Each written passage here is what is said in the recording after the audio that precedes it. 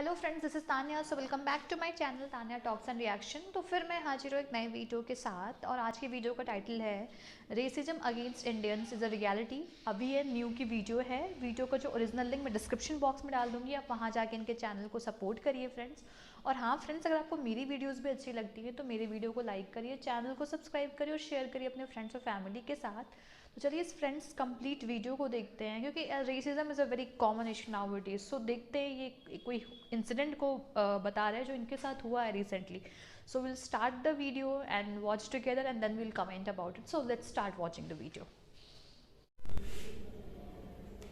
You and I am an Indian woman. हम Egypt में हैं और यहाँ पर एक 5 स्टार होटल में एक इंसान ने मुझ पर स्पिट किया, हमें और इंडिया को गालियां दी, and this is how we fought back. इस कहानी में रेसिज्म है, इंडिया के लिए हेट्रेड है और कुछ सवाल है, होटल के लिए, दूसरे देशों के लिए और आपके लिए भी। शुरुआत से कहानी बताता हूँ। हम कायरो में, कायरो इजिप्ट के कैपिटल है। कुछ दिनों पहले हम इजिप्ट में COP27 यूनाइटेड नेशंस का एक इवेंट अटेंड करने के लिए आए थे। उसके बाद हम कुछ दिनों के लिए कायरो में ठहरे, और वो भी मैरियट जैसे अच्छे होटल में। ये एक 5 स्टार होटल है। हम ऐसे अच्छे महंगे वाले होटल में क्यों रहते हैं? क्योंकि हम यहाँ पर सेफ महसूस करते हैं। बट यहाँ पर हमारे साथ जो हुआ वो कम्प्लीटली उल्टा था। 22 नवंबर दोपहर 12:30 बजे के आसपास हम लंच के लिए निकले और हम ग्राउंड फ्लोर के इस एरिया से जा रहे थे। तभी एक इंसान हमारी तरफ दौड़ते हुए आया और अपने आईफोन से हमें शूट करने लगा। हमने उससे कोई बात नहीं की, हमने उसे अवॉइड किया, बिकॉज ट्रूथ बी टोल्ड वो काफी अग्रेसिवली हमारी तरफ आ रहा था और अरेबिक में बहुत गुस्से से बात कर रहा था। और अचानक से वो हम पर थूकने लगा, गालियां देने लगा अरबिक में, और कहने लगा go back to India you dirty Indians. He said I will send you back to India, go out from here and go back to India. It's like ये शब्दों में एक्सप्रेस करना काफ़ी डिफिकल्ट है, बट जिस तरीके से उसकी बॉडी लैंग्वेज थी, जिस तरीके से वो हम पर ऐसे चार्ज होकर आया, and he was continuously shooting us with a phone and speaking in Arabic. तो फिर वो अरबिक में बात कर रहा था, तो फिर आधी बातें तो समझ भी नहीं रही थी। But I don't know, it was just in the moment, it felt very odd, it felt very scary, and you know, उसके आंखों में दिख रहा था that he is really angry about something. तो जब भी ऐसे कुछ होता है तो नेचुरल इंस्टिंक्ट ऐसी होती है कि बंदे को कन्फ्रंट करूँ, कि पूछो कि प्रॉब्लम क्या है। But new stop me over there, she just held my hand and we went out from there. वहाँ होटल के लोग भी For not going empty-handed last minute, Blinkit, India's last minute app. वहाँ होटल के लोग भी थे, लेकिन किसी ने कुछ नहीं किया, ना कि उस बंदे को रिस्ट्रेन करने के लिए, ना कि हमें वहाँ से सेफली ले जाने के लिए। Nobody did anything. लोग सिर्फ देखते रह गए। उस समय मेरे हाथ में फोन था and I should have actually stopped there and taken his photo, but सब इतना फास्ट हो रहा था कि हम जस्ट वहाँ से निकल गए। हम रिसेप्शन तक आए और वहाँ पे हमने कॉन्सियर्ज को सारी बातें बताई। उसने सिक्योरिटी से बात की, लेकिन आई थिंक जब तक सिक्योरिटी वहाँ पहुंची वो बंदा निकल गया था। ये सिर्फ एक रेसिज्म का इंसिडेंस नहीं था, ये एक एक्चुअली सिक्योरिटी का इशू था कि आपके होटल के प्रेमिसेस के अंदर कोई आपके गेस्ट के ऊपर ऐसे ऑलमोस्ट अटैक करता है और आप कुछ भी कैसे नहीं करते। तो हमने साफ साफ कह दिया कि भाई इस बंदे को होटल के बाहर लेके जाओ और हमें वीडियो दिखाओ कि क्या एक्शन लिया गया। लंच करते समय हम काफी डिस्टर्ब थे, डर भी लग रहा था, गुस्सा भी आ रहा था, समझ नहीं रहा था कि करना क्या चाहिए। लंच के बाद हम होटल फिर आए और हमने कॉन्सियर्ज से पूछा व्हाट्स द अपडेट, क्या हुआ है। तो उसने कहा कि we have escorted that man out of the premises, and हमने उससे कहा कि हमें सिक्योरिटी वीडियो दिखाओ, हमें कुछ फुटेज दिखाओ, हमें कोई प्रूफ दिखाओ कि उस बंदे को होटल से बाहर निकाला गया है। वी सेड कि हमें सिक्योरिटी के पास लेके जाओ so that we can see the video, and then he said something that was really annoying. I don't think that's necessary.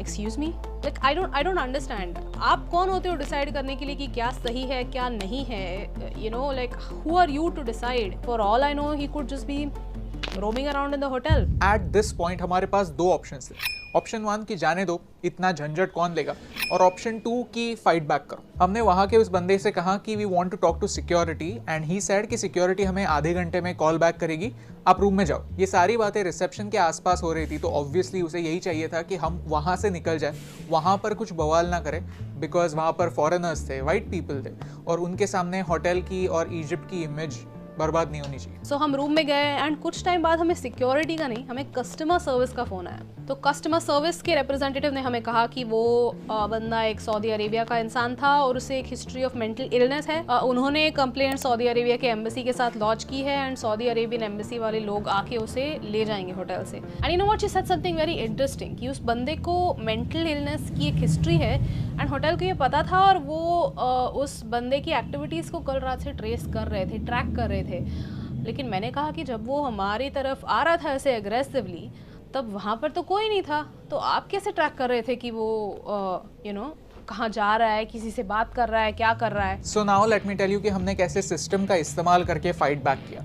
सी, जब भी हम किसी दूसरे देश आते हैं तो हम उनकी भाषा नहीं बोलते, उनके कल्चर को ठीक तरीके से नहीं जानते, तो इन अ वे हम प्रेशर में होते हैं क्योंकि हम एक माइनॉरिटी होते हैं। इसका मतलब ये नहीं कि हमें चुप बैठना चाहिए। जब कस्टमर सर्विस ने मुझे बताया कि they have informed the Saudi Arabian embassy, मुझे लगा कि मुझे ये बात इंडियन एम्बेसी तक एस्केलेट करनी चाहिए। हमने इंडियन एम्बेसी का नंबर ढूंढा एंड वहाँ पे फ़ोन लगाया एंड फ़ोन करते रहे, लेकिन किसी ने फ़ोन नहीं उठाया। वो इमरजेंसी नंबर भी नहीं लगा, so I called the secretary of the ambassador's office. So people from the embassy told us the Saudi Arabian embassy is involved because most likely the hotel made a complaint about unruly behavior और embassy के लोग आएंगे और शायद उस guest को deport कर दिया जाएगा। So basically जिस बंदे ने हमें गालियाँ दी, सिर्फ हमें नहीं, इंडिया को गालियाँ दी, उस बंदे को सिर्फ हमने इस होटल से ही नहीं, कायरो से ही नहीं, इस देश से ही निकाल दिया। The person who said go back to India is being thrown out to Saudi and I don't know the details, लेकिन अगर उसके पासपोर्ट पर डिपोर्टेड का थप्पा लग जाता है तो वो बंदा वापस कभी भी इजिप्ट नहीं आ पाएगा। See, I don't know how these things work, उनका इंटरनली क्या सेटल होने वाला है, that we honestly don't know और हम कुछ कर भी नहीं सकते। But this feels like victory. Why this video? हम ये वीडियो क्यों बना रहे हैं? आपसे सिंपैथी लेने के लिए बिल्कुल नहीं। हमने इसके बारे में बहुत सोचा एंड वी थॉट 3 रीजंस है। नंबर 1, आपको ये बताने के लिए कि इंडियंस के अगेंस्ट रेसिज्म होता है, वेस्टर्न देशों में ही नहीं, अरब देशों में भी होता है। एक कॉन्वर्सेशन स्टार्ट करने की जरूरत है। हमें आपसे ये पूछना है कि क्या आपके साथ, आपके किसी परिवार वाले के साथ या फिर आपके किसी दोस्त के साथ कोई ऐसे रेसिज्म का इंसिडेंस हुआ है या नहीं। अगर हुआ है तो please tell us in the comments below and start a conversation. लोगों को ये भी बात पता चलनी चाहिए कि इंडियंस भी रेसिज्म का शिकार हो सकते हैं and that it is a reality. Number 2, इस रेसिज्म के अगेंस्ट लड़ने की जरूरत है और लड़ने का मतलब हाथापाई करना नहीं, हमारे पास क्या टूल्स हैं उनके बारे में जानना और उनका सही इस्तेमाल करना होता है। आज अगर ऐसा ही कुछ किसी अफ्रीकन अमेरिकन के साथ होता है तो वो लोग अवेयर हैं, वो लोग जानते हैं कि इससे फाइट बैक कैसे करें, खुद को प्रोटेक्ट कैसे करें और कैसे एक्शन लें। लेकिन हम इंडियंस अवेयर ही नहीं है कि ऐसी चीजें होती है। हम सिर्फ ऐसे समझते हैं कि ये सिर्फ इक्का दुक्का केसेस हैं जो सिर्फ मेरे साथ हो रहा है and it's not that common, so what's the point. We feel कि अगर हम इसके बारे में बात करेंगे तो लोग बोलेंगे कि अरे यार तू क्या इसके बारे में बात कर रहा है, इतनी छोटी सी बात है, भूल जाए इसके बारे में। हम यही सोचते हैं और यही शायद हमारी गलती है क्योंकि लोग हमारे इस चलता है एटीट्यूड का गलत फायदा लेते हैं and this needs to stop. जब तक हम हमारे राइट्स के लिए खड़े नहीं होंगे तब तक दुनिया नहीं बदलेगी। सी, आज भी ऐसे कई लोग हैं, काफी इंडियंस भी हैं जो हिंदू फोबिया को फेक मानते हैं, लेकिन जब कोई ऐसा एक्सपीरियंस होता है तो समझता है कि yes, racism against Indians is also common.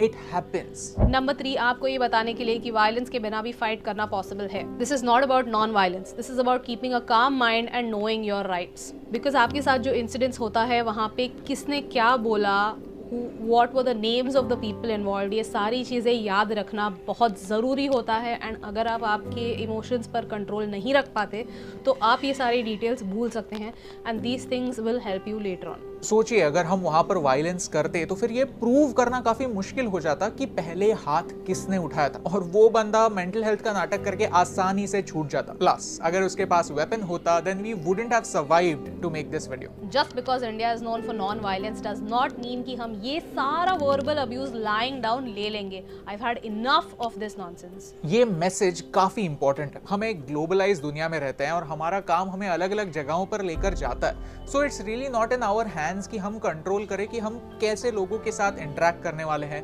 कौन से नेशनैलिटी के लोग हमसे मिलने वाले हैं। It's really not in our hands. We made this video to tell you कि अगर आप किसी दूसरे देश में हैं तो फिर भी आप खुद के राइट्स के लिए लड़ सकते हैं। हो सकता है कि ये वीडियो किसी और को इंस्पिरेशन दे, किसी और को इंस्पायर करे so that he doesn't take a punch lying down. और एक और मैसेज आप तक पहुंचाना है कि अगर ऐसे कोई भी दिक्कत होती है when you are outside the country, please do not hesitate to contact the embassy. Embassies outside India, उनका एक काम होता है कि इंडियन सिटीजन्स जो उस देश में होते हैं उन्हें सेफ रखना, ये उनकी जिम्मेदारी होती है। तो अगर आपको कोई प्रॉब्लम होता है तो please reach out to the embassy so that they can guide you in the best way possible. लेकिन हम होप करते हैं कि ऐसा सिर्फ हमारे साथ नहीं, किसी के भी साथ ना हो और ऐसा वीडियो बनाने की जरूरत ही ना पड़े। At the end of this video, I really want to tell you guys that Niu is really brave. She's a fighter and nobody should mess with her ever in India or outside. Thank you so much for watching, क्योंकि आपके support से हमें फर्क पड़ता है।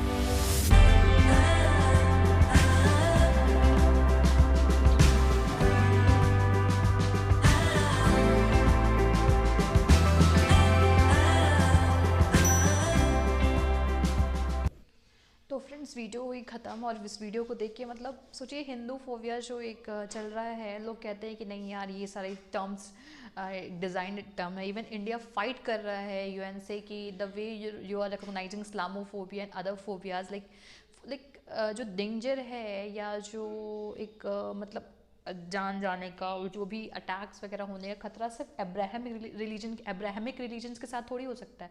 It could also be with the धार्मिक religion like Hinduism, Buddhism, Jainism, Sikhism. So why don't you recognize them. India के भी जो इसके पहले भी जो थे हमारे जो permanent representative, he many a time stood against UN fighting for the like UN to recognise this. और इस्लामोफोबिया को जब यूएन ने रिकॉग्नाइज कर लिया, इसका मतलब ये होता है ना कभी भी इस्लामिक अटैक्स होगा ये वो का या कोई इस्लामिक पीपल या कुछ उस रिलीजन का पीपल अटैक करेगा तो media would not broadcast his name like, क्योंकि लोगों के मन में डर हो जाएगा कि people of this religion are only of this type. So he will just stay that there is a terrorist attack. अब terrorist could be of either of religion, but वो तो हमारे माइंड में एक बसा है कि हाँ इट जो टेररिस्ट अटैक तो मेनली मुस्लिम, बट वो इस कंसेप्ट को हटाने के लिए उनका नाम नहीं दिखाना चाहते हैं। तो this type of things are also being held, but हमारे साथ तो कुछ नहीं हो रहा ना, हमें भी तो प्रोटेक्शन चाहिए। वो पागल थूकने लगा यार, सोचो अगर इन लोगों ने मतलब वापस से रिटेलिएट करता या वापस ये भी थूक गए तो फिर इतना कैमरे में पता नहीं चलता, तो फिर ये अपने को उतना डिफेंड नहीं कर पाते। अब और लास्ट में उन्होंने बहुत अच्छा किया कि मतलब कि जो मैनेजर था वो उनसे कह रहा था कि हमको फ्री मील वगैरह तो मना कर दिया। फ्री मील मतलब मुझे अच्छा लगा ये इन्होंने वीडियोस बनाई, इंस्पायर किया लोगों को, क्योंकि ये जो छोटी मोटी चीज़ें हम इग्नोर कर देते। We are a proud citizen of India और हमें इस चीज़ like why should we feel ashamed, like हमें असेम्ड क्यों होना है? हमें we live in 21st century, words are interconnected, we have Indian embassies to help us, then why should we ashamed? आवाज़ नहीं उठाने से क्या होगा? फिर आप नहीं उठाओगे, कुछ 10 ऐसे लोगों के साथ एक बार आवाज़ उठ गई तो कल को उस होटल में ऐसा कुछ और नहीं होगा। वही चीज़ है ना कि ये जो जितने इस्लामिक नेशन जो ये रेसिज्म है ना ये बहुत कॉमन हो चुका है।